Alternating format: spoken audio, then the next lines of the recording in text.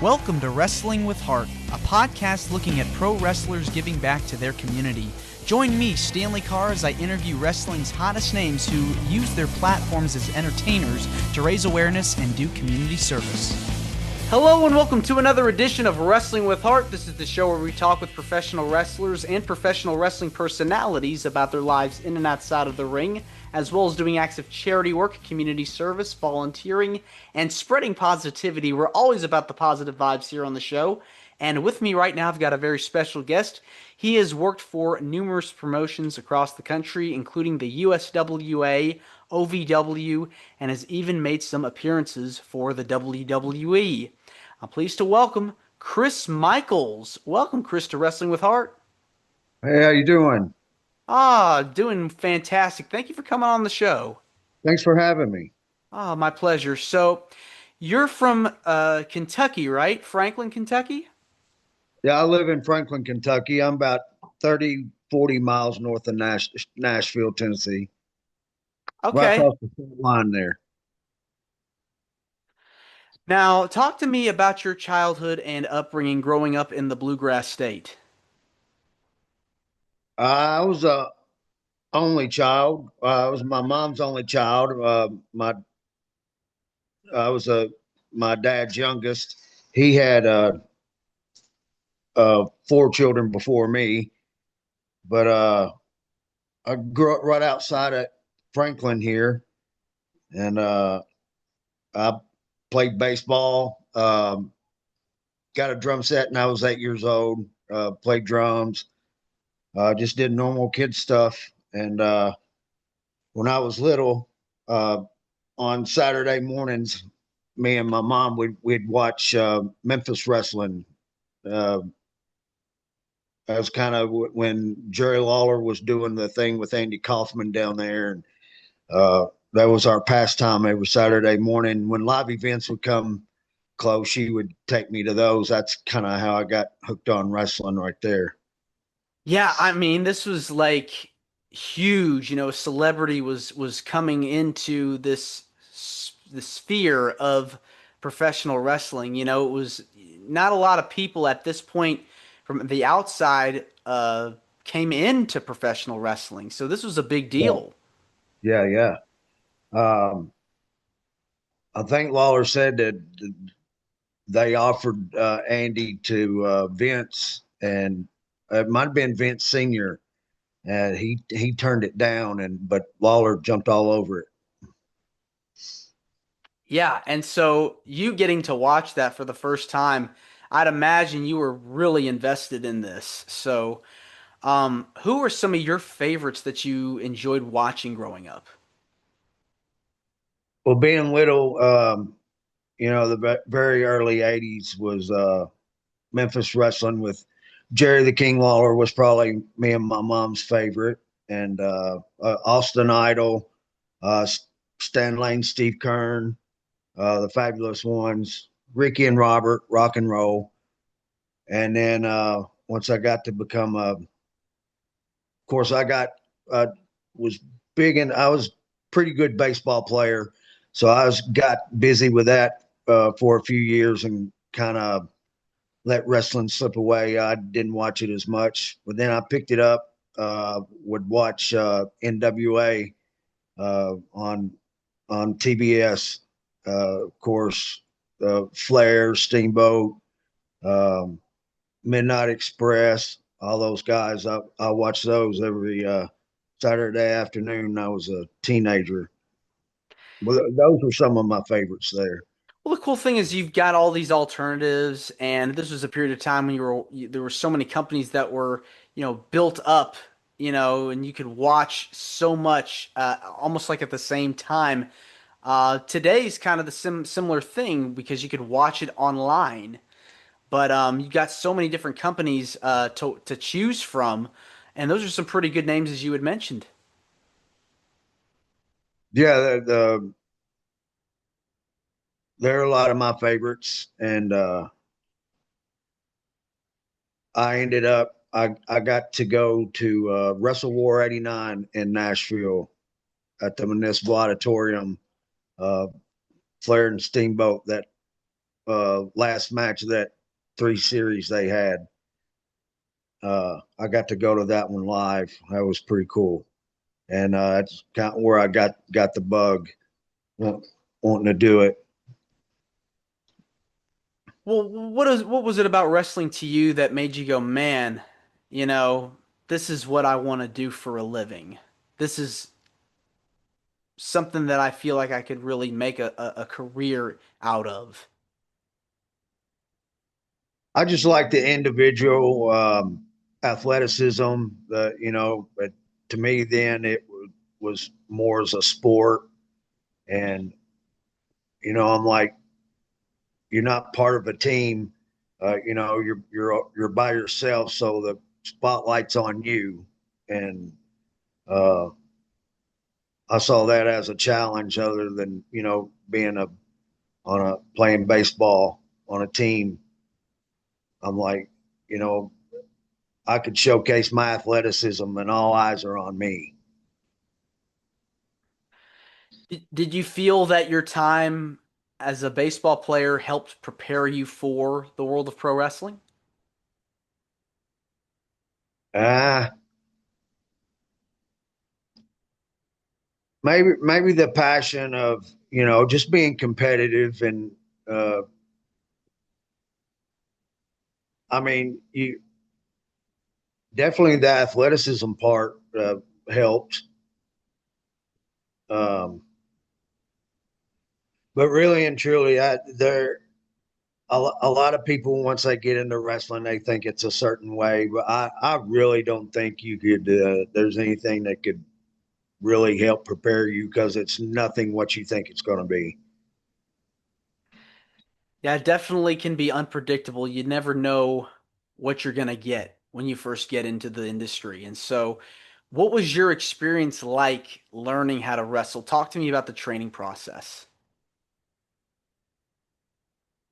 Well, I was in high school, and we got there was a girl in our homeroom class just moved in from Texas, somewhere in Texas, and happened to get to talking to her. I was like asking her where she come from and all that. She told me that her dad was a former professional wrestler, and I said, she said he's going to open up a school here, and I said, well, I'd like to talk to your dad.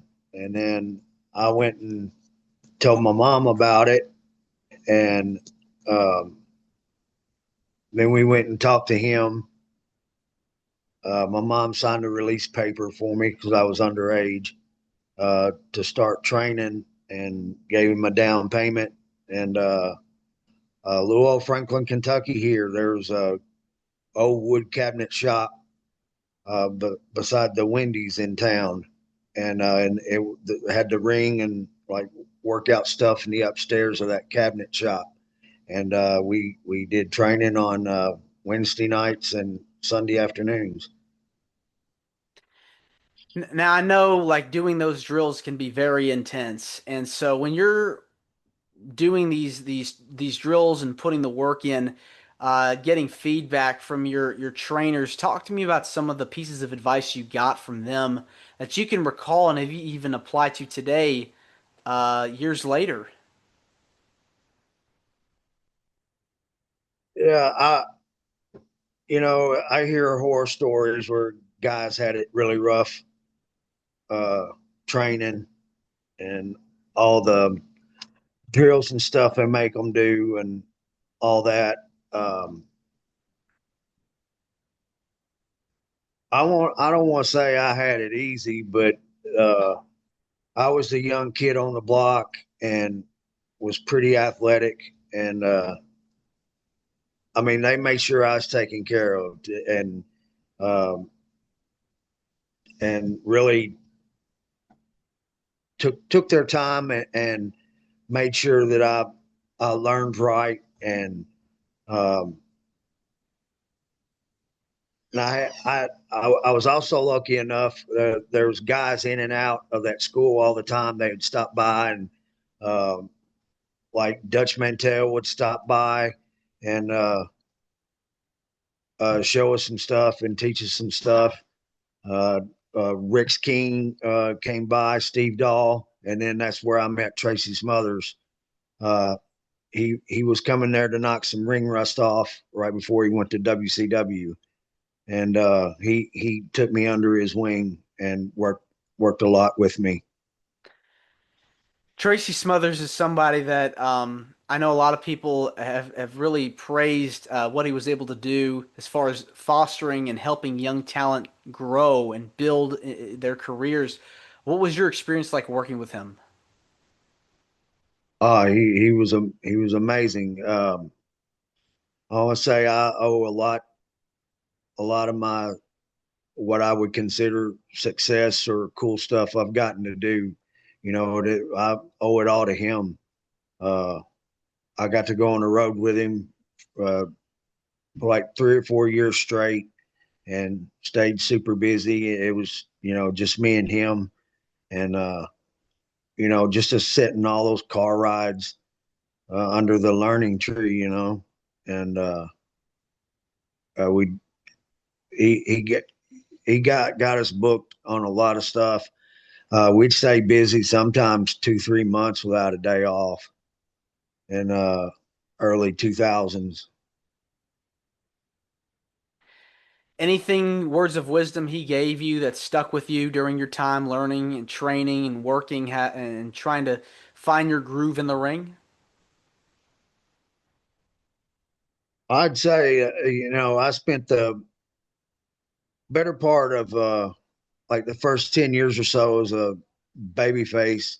Uh, I really learned how to be a good heel uh, through Tracy and working matches with him and, you know, how to be a ring leader or, you know, call matches and come up with stuff. And, um, I just, you know, talking to promoters, getting myself booked, discussing money. I learned all that stuff from him. So you get all this knowledge, you know, you apply it, and so you make your debut in the ring. Were you nervous? Were you scared? Did you feel confident over a period of time after you started wrestling? Talk to me about those first few matches. Well, my very first match was with a guy went by the name of Screaming Eagle in Hartsville, Tennessee. They ran weekly there. Eagle would come to the school and work with me a lot as well. And he was my very first match. We kind of had the whole thing choreographed out. So I was pretty comfortable for that first one. And from there, you started working with several legends, getting the chance to work in USWA, Memphis Wrestling, you know, the same product you grew up watching, going to as a kid. Talk to me about that experience. I was nothing like I pictured. I really wish the time I did Memphis and I was tag teaming with Todd Morton, we were called Far Too Wild. Um, I wish I could have done that at more of a seasoned veteran than like I was pretty scared when I was in Memphis. You know, it was doing TV and you know making all these towns and stuff. You know, these to me they were famous arenas. You know, like the Louisville Gardens and the Mid South Coliseum in Memphis. You know, on Mondays and Tuesday nights, and then the one in Evansville, and of course Nashville Fairgrounds on Saturdays. I was just overwhelmed, and I didn't know how to handle it too well. I'm grateful for the experience and all. I just wish I could have went in there a little more seasoned. What were some things you wish you could have done differently to help you along through your journey? Anything that you wish you could have done that would have made you more prepared? I was just super shy. I didn't know how to talk to people, you know, or talk to the promoters or bookers and stuff, and um, I just wasn't experienced and on the business end of it. Uh, just I just wish I was less shy and more outspoken. I could have made some more and better contacts, and see, I didn't see the big picture with that the TV exposure I was getting. Um, like there was some times weren't real good in Memphis at that time. It was around '94, and we were getting paid bare minimum each night, and with all the miles and stuff, I just wasn't profiting too well. Here I am, USWA tag team champion, and uh, we're scrounging up change for a Happy Meal. I'm like, this don't. I'm the tag team champion. I shouldn't be struggling financially. And then, I got to looking at the short term, and I'm like, well, I could wrestle in this town on Thursday night and wrestle in this town on Friday night. I could get me 3-4 days a week. I'm closer to home. I'm home every night, and uh, and then I make better money. So I ended up leaving Memphis and doing that, but I should have stayed and should have toughed it out because that TV exposure would have probably landed me a lot more opportunities than I got. And you also were in OVW too for a period of time as well. What was that like? Well, around '94, the Memphis, and then at that time, through my partner Todd Morton, we had met Rip Rogers, and that's how I got a lot of work. Was going down and doing stuff for WCW at Center Stage and some of the Disney World TV tapings. And then OVW didn't come around till '99, I think, beginning of 2000. Uh, Another old partner of mine, Sean Casey, called me up, told me Cornette was in charge of that up there, and which I'd already worked for Jim in Smoky Mountain around '95. So Jim already knew me, and I called him up, told him I'd like to come up, and so he started me off with Sean in an angle for the OVW light heavyweight title. That was around '99, 2000, I think.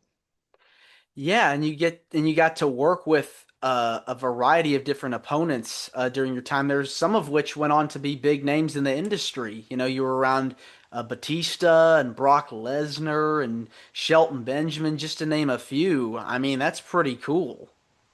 Yeah, that whole first year, I was kind of tied to Sean Casey. We swapping the OVW light heavyweight title back and forth, and then Cornette turned me heel and teamed me with Sean. That's when we started tagging and working with Cena, Orton, Lesnar a lot with Shelton Benjamin and Batista and all those guys.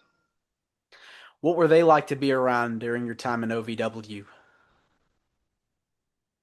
They were all pretty cool. Of course, Randy grew up in it. I told Randy that I said, I got the pleasure of having a match with your dad. Uh, I think it was a town in Indiana for Rick Rogers. Like, I got to work your dad. And of course, he was, real cool to work with. Shelton Benjamin was easygoing. Um, Batista, he's real quiet and kind of to himself. He said, "Don't call a lot. I can't remember it." Uh, everybody was pretty cool with me. I didn't have no problems with anybody. Now you got to work a lot of other people as well in the business, shared locker rooms, worked different shows with many different stars over the years. Who were some of your favorite opponents that you've gotten to step in the ring with? That's a tough one. You know, like my very first WCW match was a tag match. I was teaming with Pistol Pez Watley against Bunkhouse Buck and Terry Funk. You know, my very first WCW match.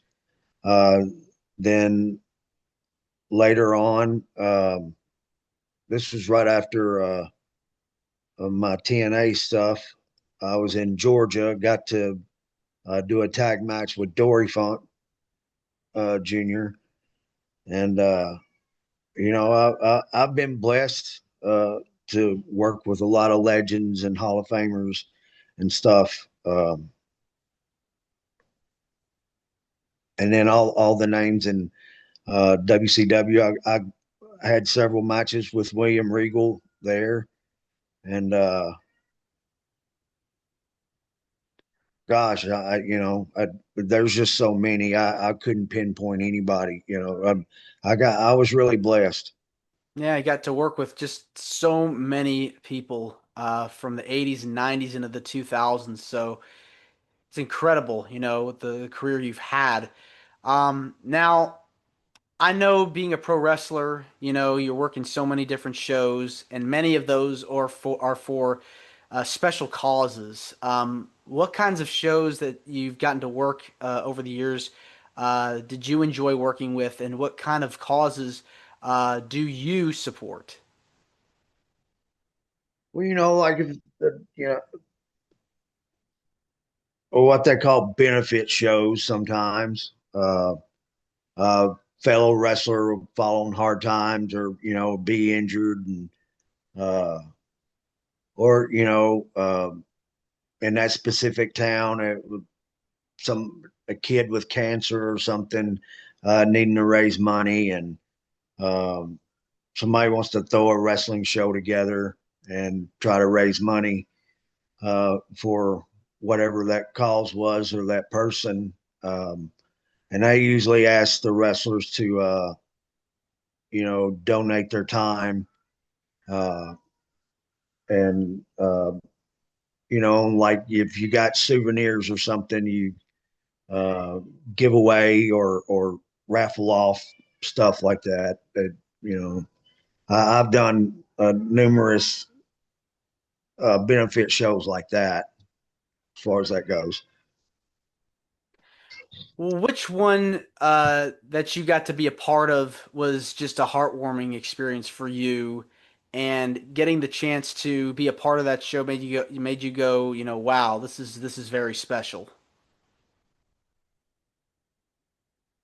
Uh, you're talking about a benefit show? Yeah. Uh, I remember doing one for Jerry Lynn somewhere in Tennessee. It was pretty cool. Uh,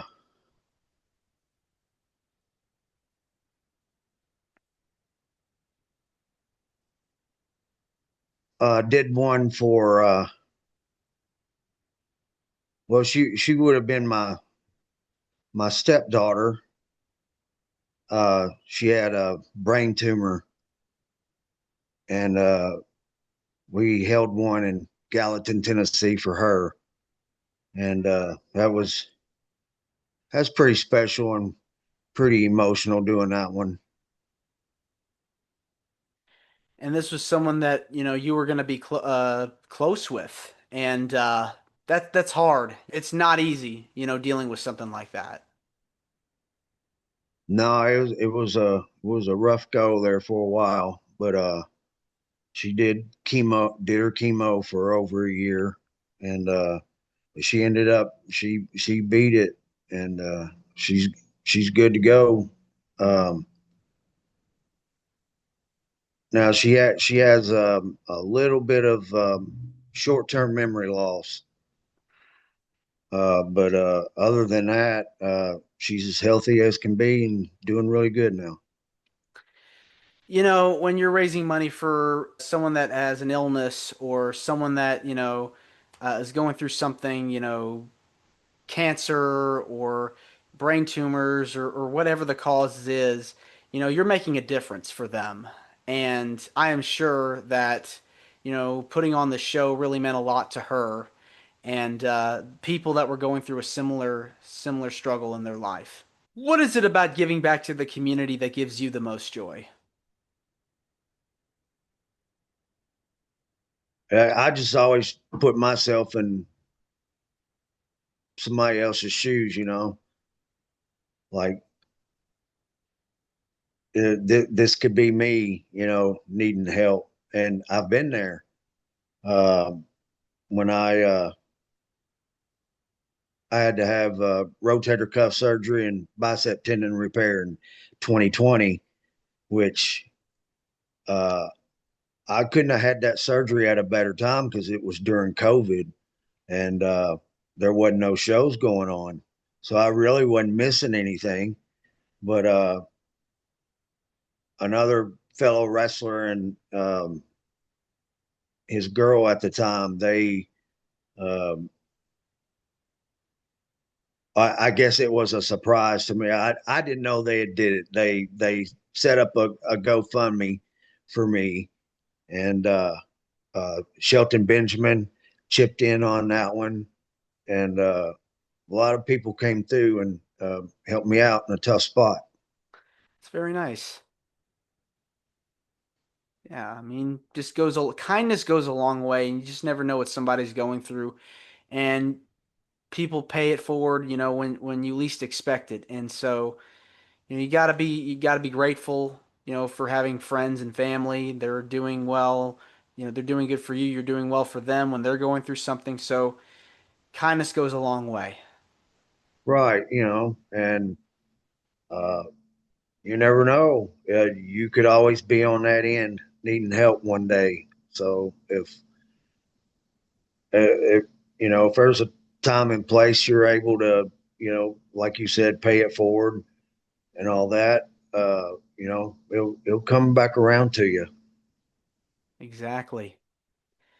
Well, Chris, this has been wonderful getting the chance to speak with you. I want to say thank you for coming on to Wrestling with Heart. It means a lot to me and to my listeners and viewers that are watching this on YouTube. Where can people find out more about you on social media? If you have anything you want to plug, feel free. I have, the basics. I have Facebook, Instagram, and well, I guess what was Twitter. Uh, I think I think the Facebook and Instagram is under uh, Chris Michaels. One of them is like Chris Michaels 73 or something. You can find me on those. Normally on those, I don't post much personal stuff. I'll plug upcoming dates, the posters, and all that, and try to put up there where I'm coming next and so forth. We'll find out what town I'm in next. All right. Well, thanks again, Chris, and you're more than welcome to come back. Thank you so much. I really appreciate you having me. Absolutely. Take care. You too. Bye-bye. This is Wrestling with Heart. I hope you found this podcast to be informative and entertaining. If you did, please hit the subscribe button and look out for the next edition.